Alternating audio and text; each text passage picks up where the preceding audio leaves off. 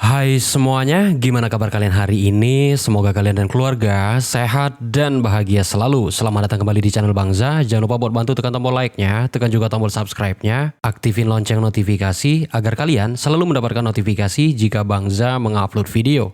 Dan di video kali ini Bangza nggak punya informasi yang ada bau-bau angin surganya, nggak ada informasi yang bau-bau open mindednya. Jadi di sini kita bahas berita berdasarkan apa aja yang diupdate oleh Pi News dan kita coba kaji kawan-kawan ya. Dan apabila ternyata salah, kalian boleh jelasin ataupun kirim masukan di kolom komentar. Iya, karena gua pikir ngebahas sesuatu yang realita apa adanya itu jauh lebih baik daripada memberikan angin surga dengan gembar-gembor uang, emas, tanah, mobil, rumah mewah yang pada akhirnya di bawahnya tertulis jika udah open minded. Ah, itu basi. Oke, kita intro dulu.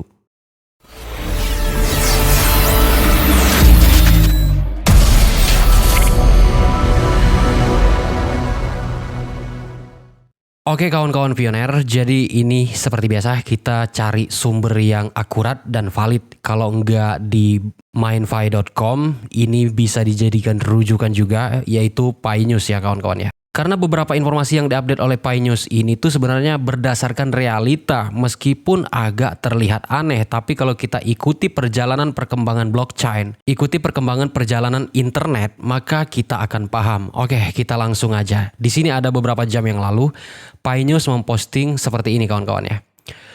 Pi adalah revolusi lintas generasi. Betul. Karena kenapa? Walaupun kita belum ulas lebih jauh tentang beberapa poin, di sini ada 3 poin. Kenapa gua bilang betul? Banyak fakta yang mendukung kalau Pi Network ini adalah revolusi lintas generasi.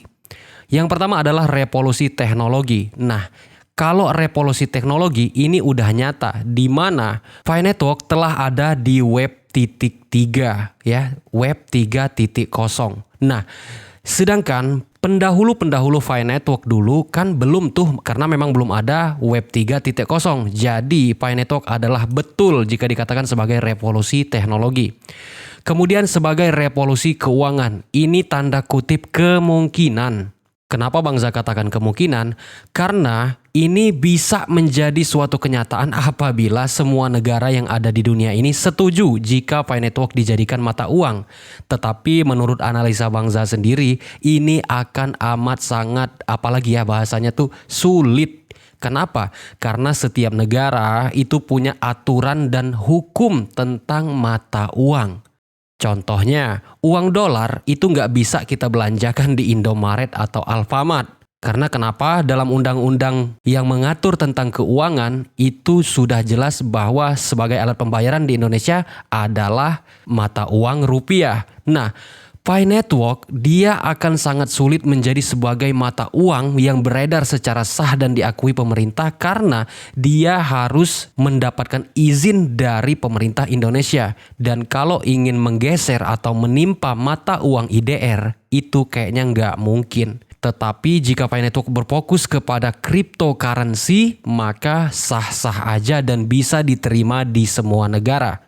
Nah, itu gambarannya secara umum. Kalau kita ambil revolusi keuangan secara khusus, Pi Network telah sukses. Kenapa? Ada Pi Chain Mall, kemudian udah banyak juga yang ikut hackathon kayak Pi Toko, kemudian Pi Shopping Mall. Nah, ini semua akan menjadi ekosistem yang mendukung Pi Network sebagai mata uang pembayaran. Jadi berlakunya hanya di dalam circle Pi Network. Itulah dia disebut sebagai mata uang digital atau revolusi keuangan.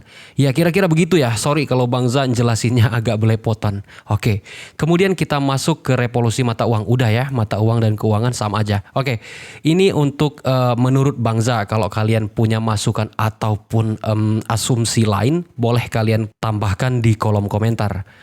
Selanjutnya ada juga di sini beberapa jam yang lalu. Karena kenapa? Penting kita memahami dan mengkaji setiap apapun berita ataupun informasi yang masuk kepada kita sebagai pioner.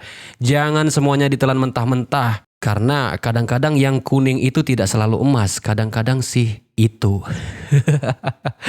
Oke, kemudian di sini ada lagi di Pi News juga. Ini katanya era baru drainase jaringan Pi. Jadi gua sempat ketawa ngakak soal postingan Pi News yang satu ini. Tapi ini tuh kenyataan loh broku. Ini kenyataan abang-abang pioner karena ini adalah regenerasi ataupun revolusi dunia saat ini. Dulu kita pakai HP Nokia. Kira-kira perumpamaannya tuh kayak gini. Kemudian setelah Nokia, HP blur segala macam, ada kemajuan teknologi baru yaitu HP BlackBerry. Di sini yang dulu internetnya nggak ada, kemudian setelah adanya BlackBerry kemudian ada internet. Yang dulu internetnya tuh JPRS sih kalau nggak salah ya, kemudian beralih menjadi Edge, kemudian dan terbaru adalah Android ya, walaupun itu sudah beberapa versi yang nggak bisa gua jelasin semua. Begitupun dengan dunia cryptocurrency.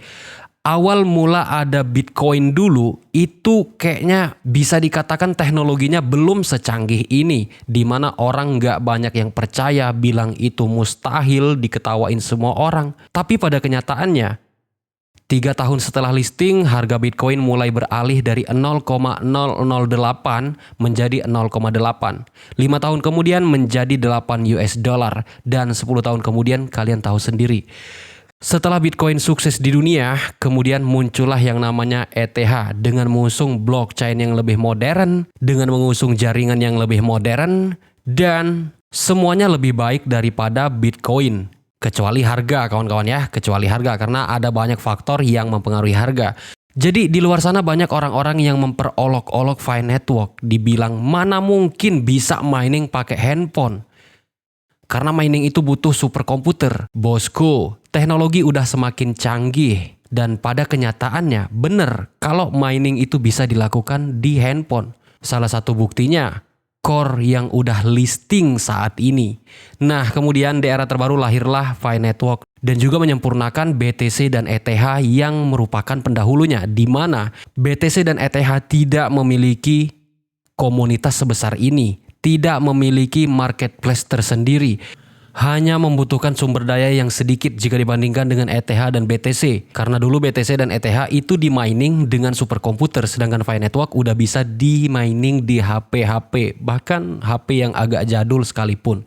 Jadi, ini adalah fakta bahwasanya kemajuan teknologi itu benar-benar ada termasuk dalam dunia cryptocurrency. So, yang kemarin teriak-teriak bilang Pi Network scam, gua pikir beberapa tahun yang akan datang gua cuma bakal review aja komentar-komentar dan bacotan-bacotan kalian. Oke, kita lanjut ke informasi selanjutnya. Nah, di sini ini tuh sebenarnya udah beberapa hari yang lalu, tapi gua baru sempat juga bahas di video kali ini.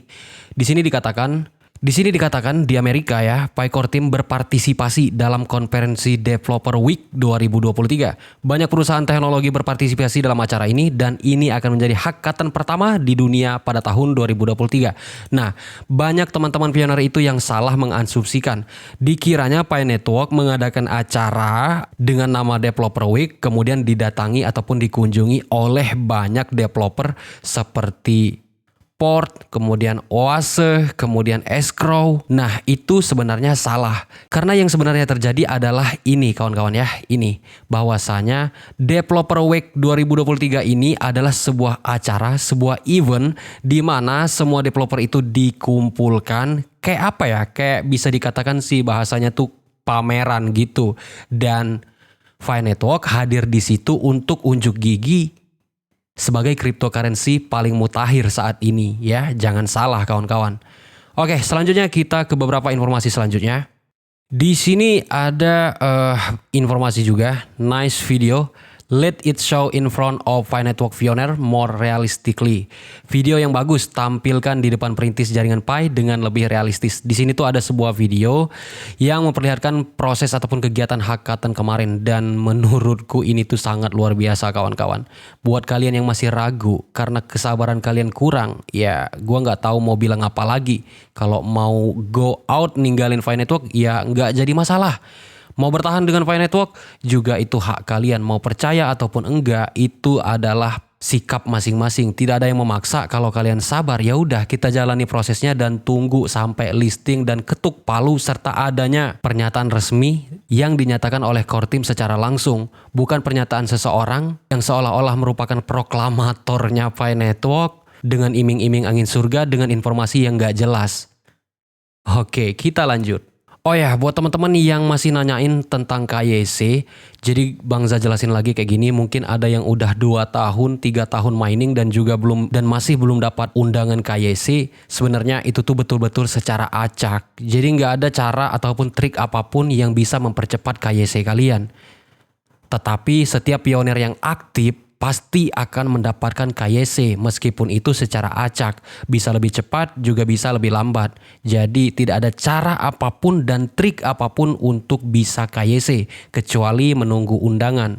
Jadi tetap konsisten aja nambang dan pada waktunya nanti kalian akan mendapatkan undangan KYC. Oke kawan-kawan, mungkin ini aja untuk review informasi tentang Fi Network kita di video kali ini. Meskipun gak ada berita yang berbobot, tapi gue pikir ini akan menjadi suatu informasi juga buat kita semua. Dan tentunya jika ada informasi yang menarik ataupun sifatnya penting, pasti Bang Za upload di video ini. Terima kasih telah menonton, gua Bang Za, sampai jumpa pada video selanjutnya.